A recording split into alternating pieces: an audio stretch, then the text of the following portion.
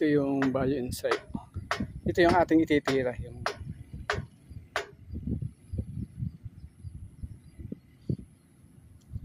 Yung templada natin, dalawa dito sa takip natin. Dalawang takal.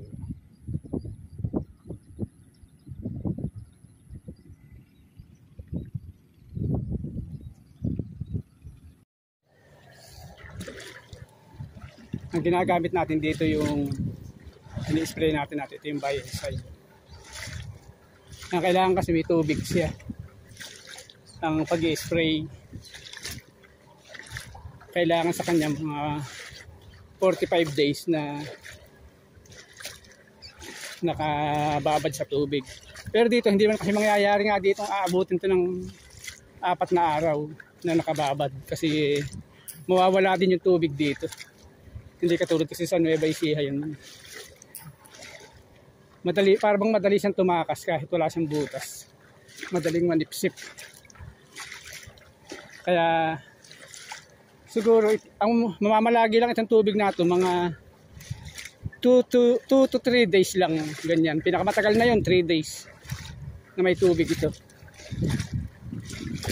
Ang kanya dito hanggang bukas lang siguradong ko natin nakasanap na ito. Kaya medyo ang ginawa ko medyo nilalimang ko kasi madali nga siyang matuyo. Nilaliman ko yung kanyang tubig.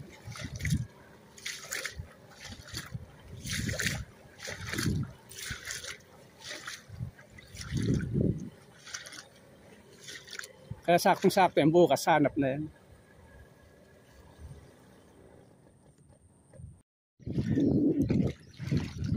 Ayan, pinatutubigan natin itong sinuyod kahapon.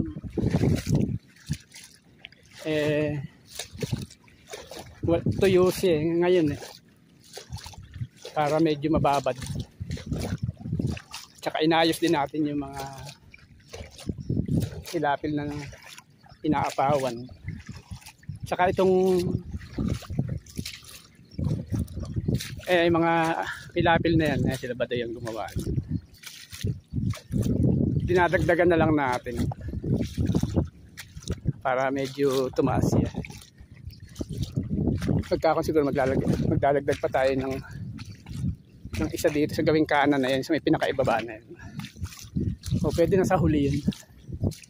Ito lang ang inaayos natin.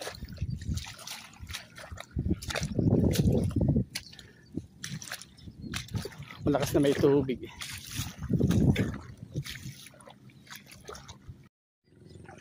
Ayos na rin natin ito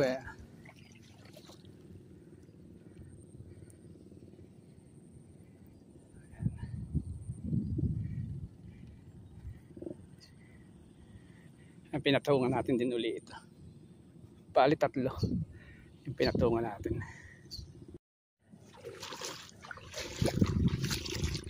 Masasara na natin.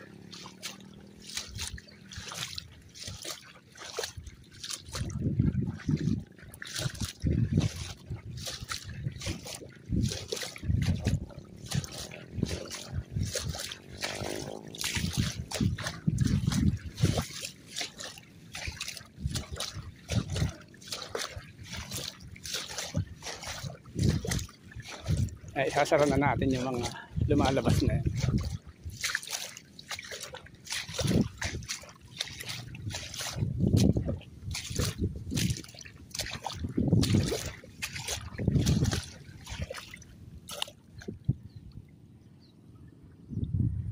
Ayan natin yung punlaan.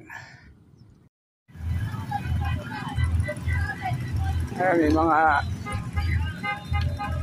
dadaan ng mga kandidato.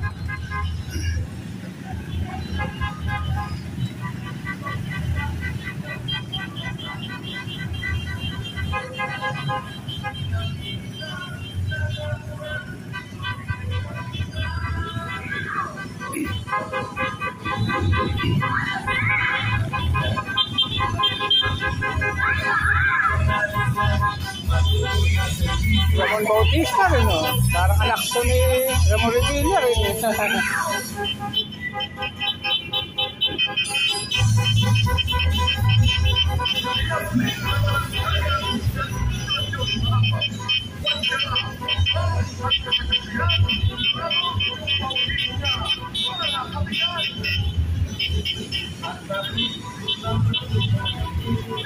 Talaga sa panahon natin paglalabang ka na sa eleksyon kahit anong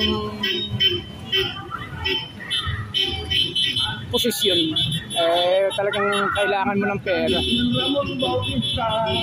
Katulad nyo, kapitan lang yan.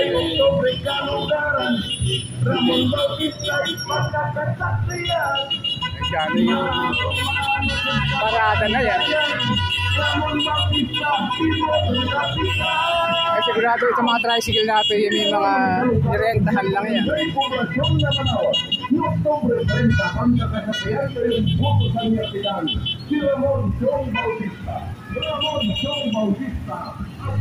Kahit lalabang ka lang ng Kagawad, kailangan mo ng pera, ng pondo. Meron kang, dapat siguro pinakamahina, mga 100,000 sa isang simpleng kwan lang yun.